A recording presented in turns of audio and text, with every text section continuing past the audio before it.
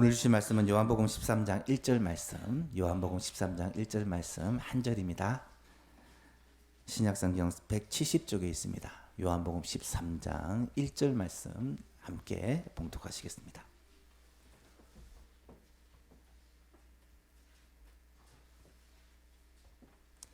우리 함께 봉독합니다. 시작. 유월절 전에 예수께서 자기가 세상을 떠나 아버지께로 돌아가실 때가 이른 줄 아시고 세상에 있는 자기 사람들을 사랑하시되 끝까지 사랑하시니라. 아멘. 오늘은 종료주일입니다. 종료주일이라고 부르는 이유는 예수님께서 부활하시기 한 주 전에 주일날 아침에 예루살렘 성에 입성을 하십니다. 나귀를 타고 입성을 하셨다라고 하는데요. 이때 무리들이 예수님을 환영하면서 종려나무 가지를 흔들었다라고 해서 종료주일이다라고 부릅니다. 종료주일부터 부활주일까지 한 주간을 우리는 고난주간이다. 예수님이 고난을 받으신 주간이다라고 그렇게 부릅니다. 고난주간은 무엇보다도 예수님의 사랑을 묵상하는 한 주간입니다. 우리를 위해서 이 땅에 오셨고 우리를 위해서 모든 것을 주셨고 자기 생명까지 주신 그 사랑을 묵상하는 주간입니다. 아무 죄가 없으신 주님이 나의 죄를 대신하여 십자가에 못 박혀 죽으시고 나의 모든 죄를 깨끗하게 씻어주시고 나를 죄와 사망의 권세에서 자유하게 하신 그 은혜와 사랑을 기억하고 감사하고 찬양하는 그러한 주간이다라고 말할 수 있습니다. 이번 한 주간 여러분 예수님의 사랑을 깊이 묵상하는 한 주간이 될 수 있기를 간절히 바랍니다. 예수님의 사랑에 대해서 성경은 너무나도 많은 것을 말씀하고 있는데요. 그 중에서도 오늘 본문 요한복음 13장 1절에서는 예수님의 그 사랑에 대하여 우리에게 매우 구체적이고 사실적으로 보여주고 있습니다. 오늘 본문 예수님은 이 땅에서의 마지막 사명인 십자가를 향해 달려가고 있습니다. 십자가에서 죽으시기까지 이제 딱 하루가 남으셨어요. 마지막 만찬의 자리가 끝나면 다음 날 새벽에 잡히셔서 그날 십자가를 지게 됩니다. 십자가가 눈앞에 있다는 것을 아시는 주님께서 마지막 제자들과의 만찬의 자리에서 제자들에게 유언과 같은 당부를 하시는 내용이죠.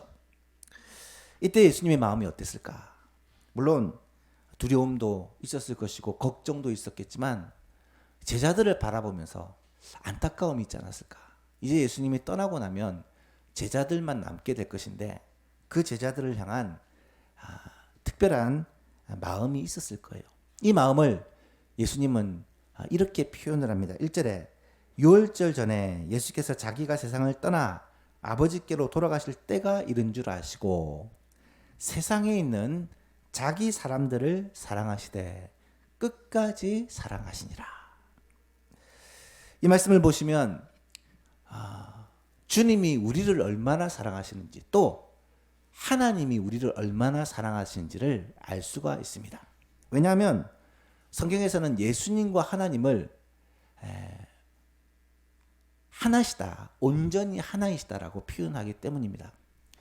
요한복음 12장에서 예수님이 이런 말씀을 하십니다. 나를 믿는 자는 나를 믿는 것이 아니요 나를 보내신 이를 믿는 것이며 예수님을 믿는 사람은 하나님을 믿는 것이며 나를 보는 자는 예수님을 보는 자는 나를 보내신 이를 보는 것이다. 하나님을 보는 것이다. 예수님을 보면 하나님을 배우는 것이고 예수님이 하는 말과 행동을 보면 하나님도 저러시겠구나라는 걸 알 수 있다는 말입니다.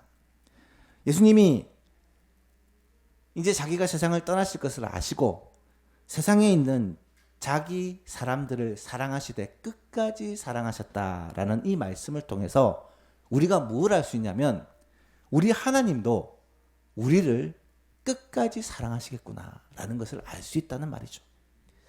이 중에 혹시 하나님의 사랑에 대해 잘 모르겠다 하시는 분이 계십니까? 하나님은 나를 사랑하신다는데 잘 느껴지지가 않다.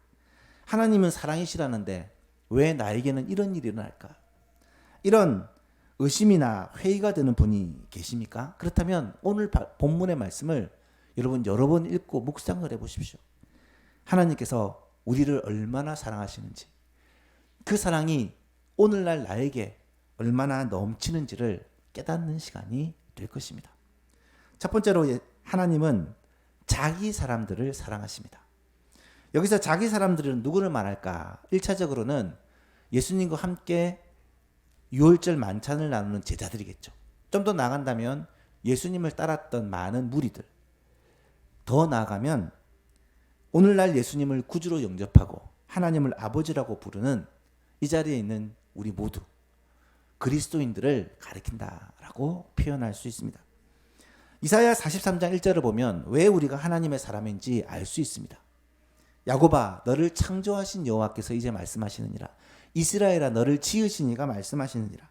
너는 두려워하지 말라. 내가 너를 구속하였고 내가 너를 지명하여 불렀나니 너는 내 것이라.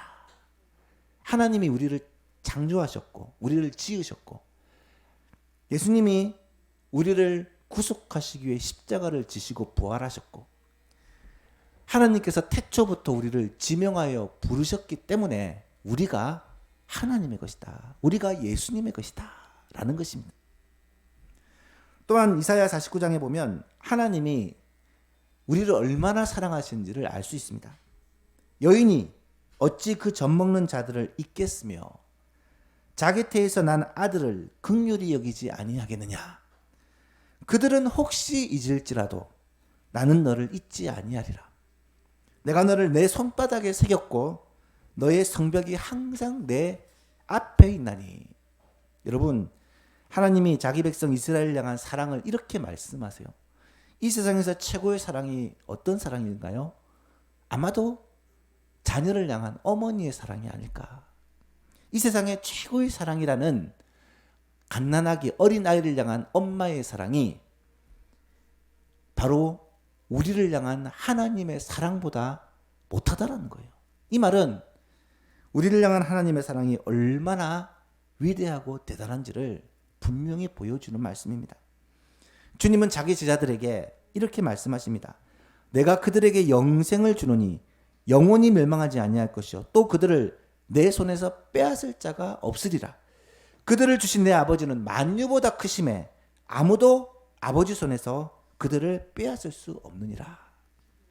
사랑하는 여러분, 이 놀라운 은혜를 입고 이 대단한 특권을 누리는 자들이 바로 저와 여러분들이에요.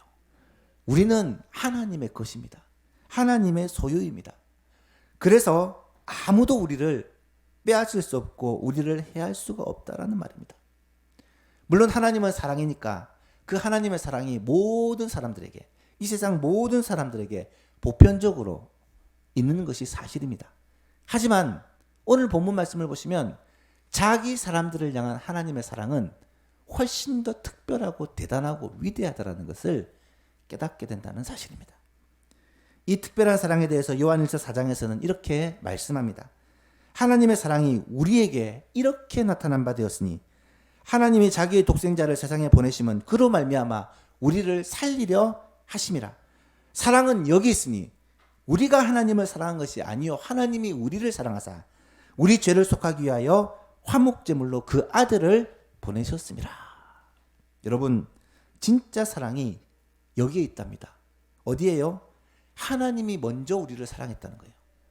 우리가 하나님을 사랑하여서 사랑받을 자격이 있어서 사랑받는 게 아니라 우리는 그럴 자격이 전혀 없는 사람이었는데 하나님이 일방적으로 우리를 사랑해 주셨다는 거예요. 어떻게 사랑하셨습니까? 자기 독생자 예수 그리스도를 우리를 위하여 주셔서 우리 죄를 위하여 십자가에 못 박혀 죽게 할 만큼 우리를 사랑하셨다는 거예요. 어거스틴이라는 유명한 신학자는 이 하나님의 사랑에 대해서 이렇게 얘기를 합니다. 하나님의 사랑은 이해할 수 없는 초월적인 것이고 변하는 일도 없습니다. 그가 우리를 사랑하기 시작한 것은 그 아들의 피로 말미암아 우리가 하나님과 화목된 후가 아니고 오히려 세상이 창조되기 전 우리가 무엇으로 존재하기도 전에 독생자와 한 가지로 아들이 되게 해주시도록 우리를 사랑해 주신 그때부터입니다. 쉽게 말해 하나님은 세상을 창조하시기 전부터 우리를 눈여겨보셨고 아예 내 것이라고 점 찍으셨으며 그때부터 이미 우리를 사랑해 주셨습니다. 여러분, 이것이 하나님의 사랑입니다. 우리를 위하여 택정할, 우리를 위하여 미리부터 정하신 그 하나님의 사랑이 바로 이렇게 놀라운 사랑이라는 것입니다. 예수님께서 말씀하신 자기 사람들, 하나님께서 우리를 사랑하는 그 사랑을 독차지하는 이 자기 사람들이란 바로 오늘 우리들이다. 우리가 그 예수님의 사랑을 십자가를 앞에 두고 모든 사랑을 다 쏟아부어서 사랑하시는 그 사랑을, 자기 아들을 주시기까지 사랑하신 하나님 아버지의 그 큰 사랑을 다 받고 있는 사람이 바로 우리들이다, 나다 라는 사실을 꼭 깨닫게 될 수 있기를 축복합니다. 두 번째로, 하나님은 자기 사람들을 사랑하시는데 이 세상에 있는 자기 사람들을 사랑하신다라는 사실입니다. 세상에 있는 자기 사람들이라고 말할 때 이 세상은 바로 우리가 살아가는 이 세상을 말합니다. 이 세상은 예수님은 늘 안타깝게 여기시고 고통의 눈으로 바라보시는 세상입니다. 성경을 보시면 예수님이 이 세상을 주로 심판과 관련해서 말씀하세요. 요한복음 9장 39절에 내가 심판하러 이 세상에 왔다. 요한복음 12장 31절에는 이젠 이 세상에 대한 심판이 이르렀다 라고 말씀합니다. 이 세상은 죄와 죽음이 지배하는 영역을 말합니다. 이 세상은 죄로 타락한 인간들이 하나님을 대적하면서 마음대로 살아가는 세상입니다. 온갖 죄악과 정욕과 더러운 것이 가득한 것이 이 세상이죠. 그렇기 때문에 예수 믿는 사람들이, 하나님께 속한 사람들이 이 세상에서 산다는 것이 쉬운 일이 아닙니다. 우리의 본향은 천국입니다. 따라서 우리는 이 세상에서 나그네예요. 이방인입니다. 어떤 면에서 보면 이 세상을 산다는 것이 모험입니다.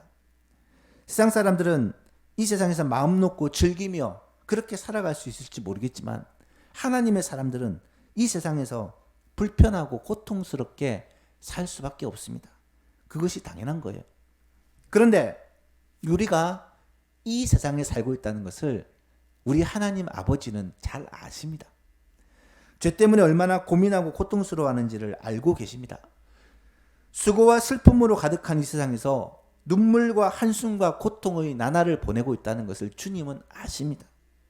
남모르게 울기도 하고 탄식하기도 하는 것을 주님은 아시고, 억울하게 누명을 당하고 부당하게 고난을 당하는 것을 주님은 아신다는 사실입니다. 때로 믿었던 사람들에게 배신을 당하고 마음에 상처를 입을 때도 주님은 그 아픔을 아시고, 이 세상에서 모든 고난을 예수님이 친히 몸으로 겪으시고 이것을 알고 계신다는 사실입니다. 여러분, 예수님이 당한 고난을 오늘 오예배 시간에 다시 한번 생각해 보겠지만, 예수님은 자신을 따르던 사람들에게 완전히 배신을 당합니다. 죄가 전혀 없으신 예수님은 죄인들로부터 정죄를 당하십니다. 억울한 십자가형을 언도받습니다. 십자가에서 온갖 수치와 모욕을 다 받으십니다. 그러면서도 끝까지 참으십니다. 왜요? 우리를 구원하시기 위해서, 우리 죄를 대신하여 당하는 고통이기 때문입니다. 주님은 우리의 연약함을 잘 알고 계십니다. 뿐만 아니라 충분히 공감해 주십니다. 나아가서 우리의 연약함을 도와주십니다. 히브리서 4장에서는 우리에게 있는 대제사장은 우리의 연약함을 동정하지 못하실 이가 아니요 모든 일에 우리와 똑같이 시험을 받으시니로되 죄는 없으시니라. 그러므로 우리는 긍휼하심을 받고 때를 따라 돕는 은혜를 얻기 위하여 은혜의 보좌 앞에 담대히 나아갈 것이니라. 사랑하는 여러분, 하나님은 이 세상에 있는 자기 사람들을 사랑하신다 라는 이 말씀을 기억할 수 있기를 바랍니다. 늘 넘어지고 늘 실패하고 늘 방황하는 우리를 주님은 외면치 않으시고 사랑해 주십니다. 마지막으로 하나님의 사랑은요, 이 세상에 있는 자기 사람들을 끝까지 사랑하신다는 말입니다. 끝까지 사랑하신다는 말이 무슨 말일까요? 먼저는 시간적 의미를 가리킵니다. 마지막까지 사랑하신다는 말이에요. 예수님이 십자가에서 죽는 순간까지 우리를 사랑하신다는 말이고요. 또한 제자들이 이 땅에 살아가서 죽음을 맞이하고 하나님의 나라에 들어갈 때까지 그들을 사랑하신다는 말입니다. 뿐만 아니라 정도의 의미도 가지고 있습니다.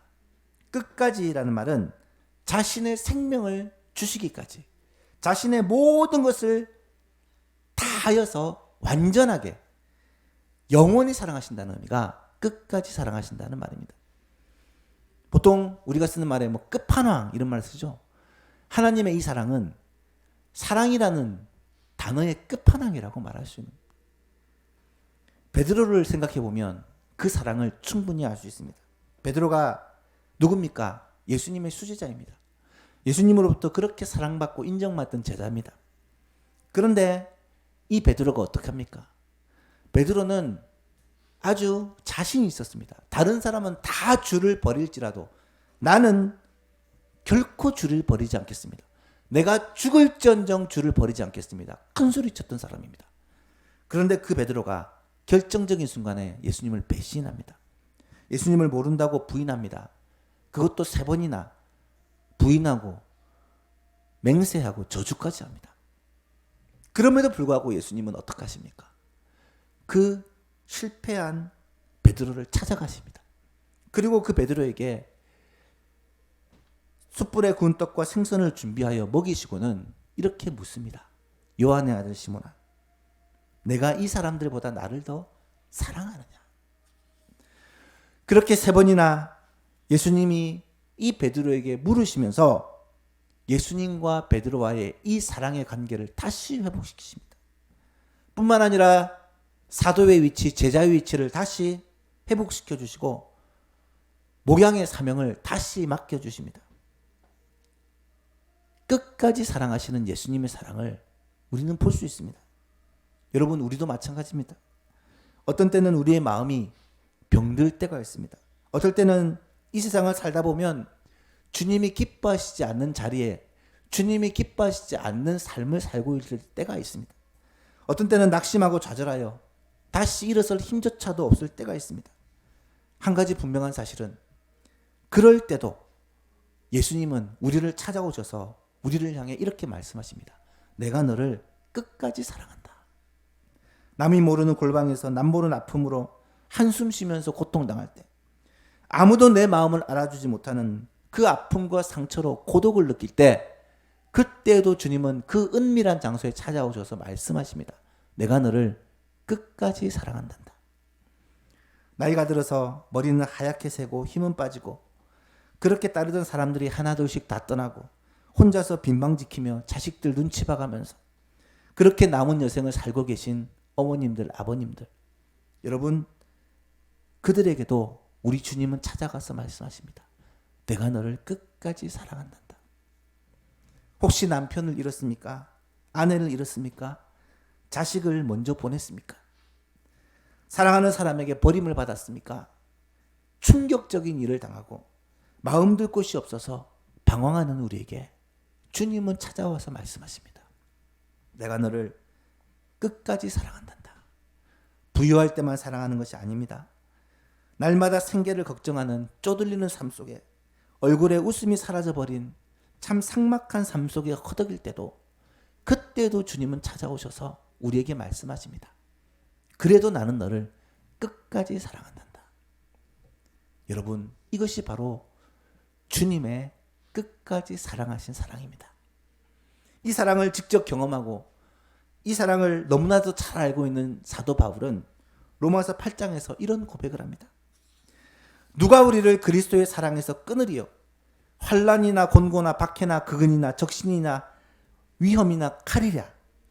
기록된 바 우리가 종일 주를 위하여 죽임을 당하게 되며 도살을 당할 양같이 여김을 받았나이다 함과 같으니라. 그러나 이 모든 일에 우리를 사랑하시는 이로 말미암아 우리가 넉넉히 이기느니라.